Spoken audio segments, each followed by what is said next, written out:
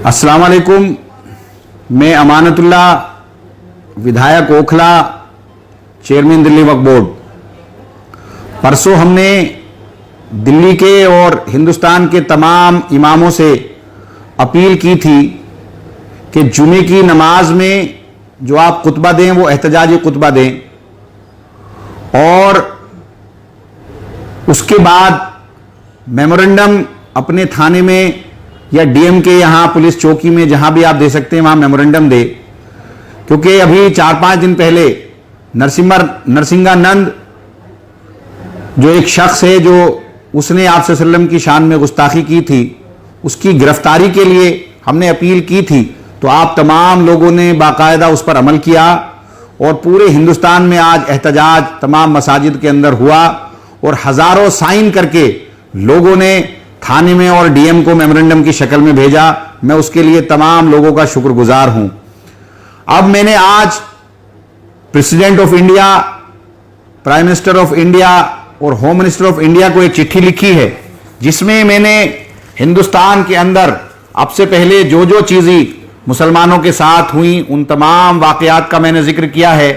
जिस तरह से लिंचिंग के नाम पर बेकसूर मुसलमानों का कत्लेआम हुआ, उनको निशाना बनाया गया, उनकी इमेज को खराब किया। गौकशी के नाम पर जिस तरह से मुसलमानों को निशाना बनाया, उनकी इमेज खराब की। ऐसे ही मरकज निजामुद्दीन का जब मामला था तो पूरी मीडिया ने कोरोना को मुसलमानों से जोड़कर दिखाया था, मरकज से जोड़कर दिखाया था, वो मैंने जिक्र किया।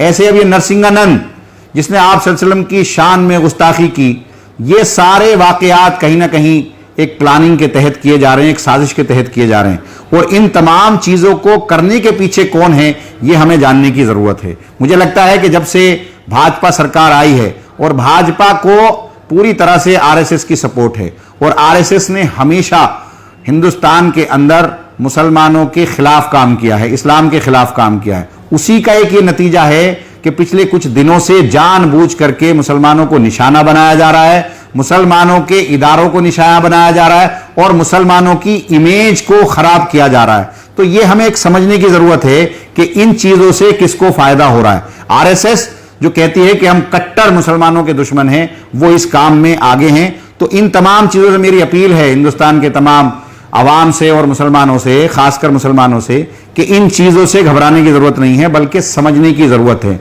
साजिशें हमेशा हुई हैं और होती रहेंगी। इन लोगों का मुंह तोड़ जवाब देना है। डरने की जरूरत नहीं है, घबराने की जरूरत नहीं है। आप लोग सच्चे हिंदुस्तानी हैं, कोशिश करें कि हिंदुस्तान की आवाम के खिलाफ या हिंदुस्तान के खिलाफ कोई भी ऐसी बात हम ना करें जो मुल्क के खिलाफ जाए। और अल्हम्दुलिल्लाह हमने आज तक की भी नहीं है। ये मुल्क अगर आजाद हुआ था तो इसमें हमारा बहुत बड़ा योगदान था, आरएसएस का योगदान नहीं था। अगर किसी का, हिंदुस्तान की आजादी में सबका योगदान था। हिंदुओं का भी योगदान था, मुसलमानों का भी योगदान था, सिखों का भी योगदान था, ईसाइयों का भी योगदान था। अगर किसी का योगदान नहीं था तो वो आरएसएस का योगदान नहीं था। एक भी आरएसएस का आदमी आपको पूरे मुल्क में ऐसा नहीं मिलेगा जो उस वक्त में जिसने गिरफ्तारी दी हो, जब पूरे हिंदुस्तान का आदमी सड़कों पर अंग्रेजों से छुटकारा चाहता था, अंग्रेज हुकूमत के खिलाफ था, तब किसी भी आरएसएस के आदमी ने गिरफ्तारी नहीं दी। तो यह समझने की जरूरत है इस साजिश के पीछे कौन है। अभी पुलिस ने जो किया है, इन तमाम दबाव को देखते हुए दिल्ली पुलिस ने यह किया है कि नरसिंगानंद के खिलाफ एक नोटिस जारी किया है। तो नरसिंगानंद के खिलाफ नोटिस जारी करने से कुछ नहीं होगा।